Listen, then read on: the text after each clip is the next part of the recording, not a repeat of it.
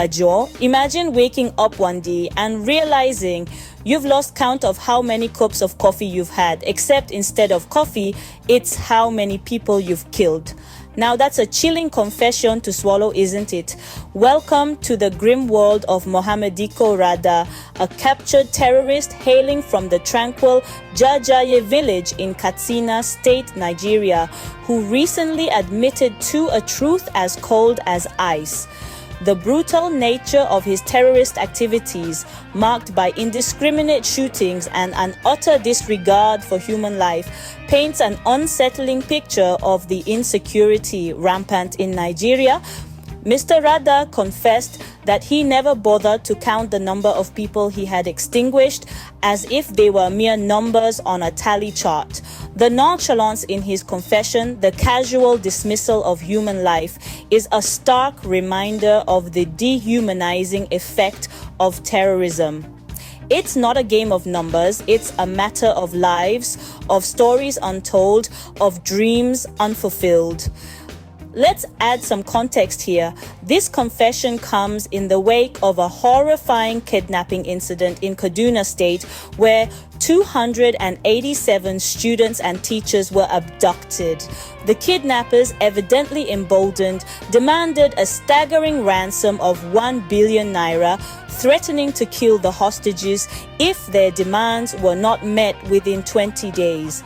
The sheer audacity of such acts, the brazenness of these threats, underscores the escalating insecurity in Nigeria. It's not just about the terror of a lone wolf like Mr. Rada, it's about the collective horror of a pack, preying on the innocent, turning human lives into bargaining chips. But hey, who's counting, right? Apparently not Mr. Rada. Now, you'd think with confessions like these, the government would be all over this like ants on a sugar cube.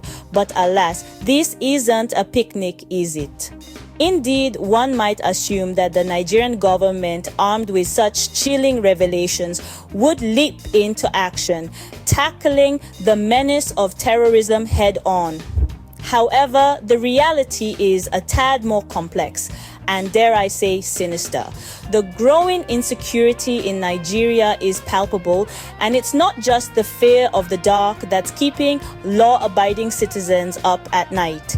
It's the fear of the unknown, the fear of becoming the next statistic in the ceaseless wave of terror. Homes, schools, even places of worship, no place seems to be safe anymore. But what if I told you that it's not just the terrorists who are to blame? What if the strings of this grim puppet show are being pulled from an entirely different stage? Yes, I'm talking about the hallowed halls of Nigerian politics. You see, in the shadowy corners of power, corruption has found a comfortable abode.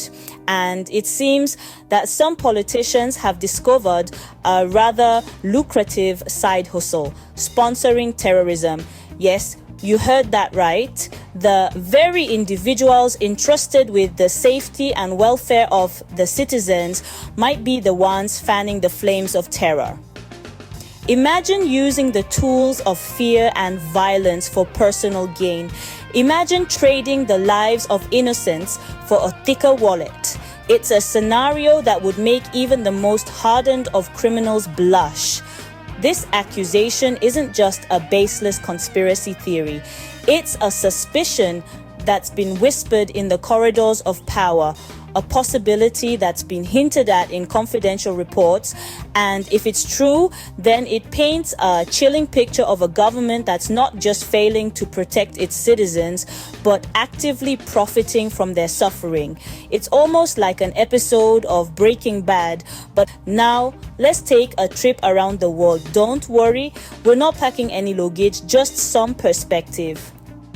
When we look at terrorism on a global scale, it's clear that different countries have different strategies in combating this menace.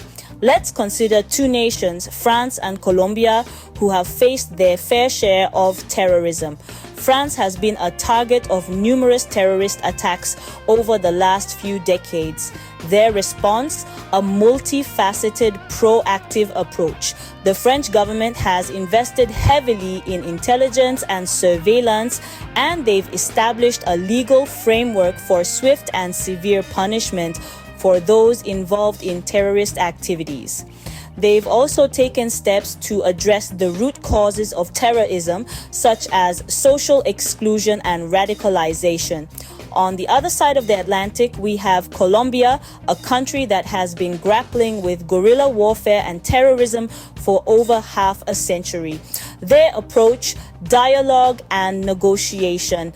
The Colombian government engaged in peace talks with the Revolutionary Armed Forces of Colombia, or FARC, leading to a historic peace agreement in 2016. The deal has not been without its controversies, but it has brought about a significant reduction in violence. Now, let's bring it back to Nigeria. Can we adopt the French approach of heightened surveillance, stringent punishment, and addressing root causes?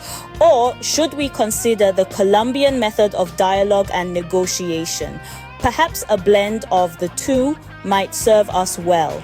It's worth noting that both France and Colombia have had their share of failures and successes.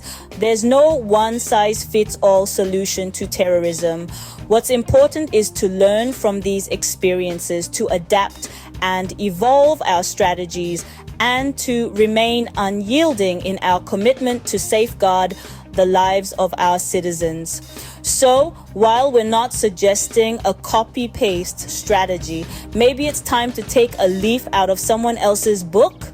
So, what's the big deal, right? Why should we care about a problem that's half a world away?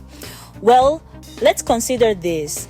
Terrorism, as we know, is not just a local issue, but a global menace that affects us all. It's a hydra-headed monster that when ignored, only grows stronger and more destructive. In Nigeria alone, the impact of terrorism on ordinary citizens is immense. Lives are disrupted, families torn apart, and communities devastated. People live in constant fear, not knowing if they'll be the next victims of a random shooting or a targeted attack. The economy too takes a hit as insecurity discourages investment and hampers development. But the issue extends far beyond Nigeria's borders.